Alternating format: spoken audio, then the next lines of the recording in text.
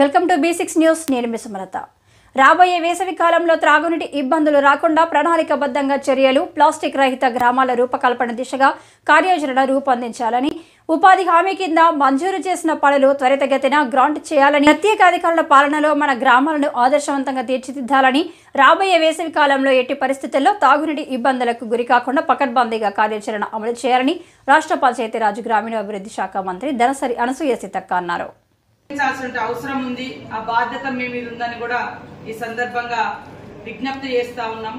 ముఖ్యంగా మనకు అనేక 14-15 మేజర్ డ్యూటీస్ ఉన్నాయి. అదేవిధంగా ఇంకా డ్రింకింగ్ వాటర్ కూడా గతంలో మరి స్పెషల్ గా ఆర్డబ్ల్యూఎస్ వారు మిషన్ భగీరథ ద్వారా చూసేది.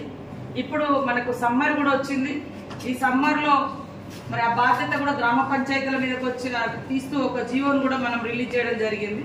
ఎట్ ద సేమ్ టైం ఇప్పుడు మన గ్రామ పంచాయతీలలో కూడా మీరే స్పెషల్ ఆఫీసర్స్ గా ఉన్నారు కాబట్టి ఆ జీవోను తీసుకొని పగడ్బందీగా ప్రతి ఇంటికి నీళ్లు వెళ్లే విధంగా ఈ సమ్మర్ సీజన్ లో ఒక ప్రత్యేకంగా దృష్టి పెట్టాల్సిన అవసరం ఉందని ఈ సందర్భంగా తెలియజేస్తా ఉన్నాం. అదేవిధంగా మిగతా ఏదైతే బాధ్యతలు ఉన్నాయో వాటికి కూడా ఎక్కడ భంగం కలగకుండా ఇంకా మెరుగ్గా అధికారులు మన యొక్క డ్యూటీ పర్ఫెక్ట్ గా చేస్తే ఖచ్చితంగా గ్రామ పంచాయతీలు ఆదర్శవంతంగా అభివృద్ధి పదంలో ప్రజల యొక్క సౌకర్యవంతంగా వాటిని నిర్వర్తించేటువంటి అవకాశం ఉంది. కాబట్టి మరి ఈ రోజు నుంచి మీరందరూ ఆ యొక్క డ్యూటీస్ ను కరెక్ట్ గా నిర్వర్తిస్తారని ఆశిస్తా ఉన్నాము.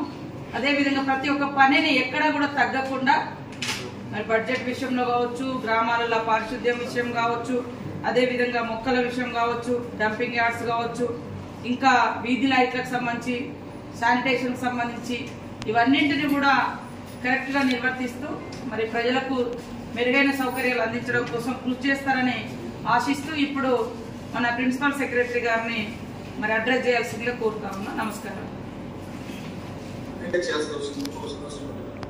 So first of all, I request the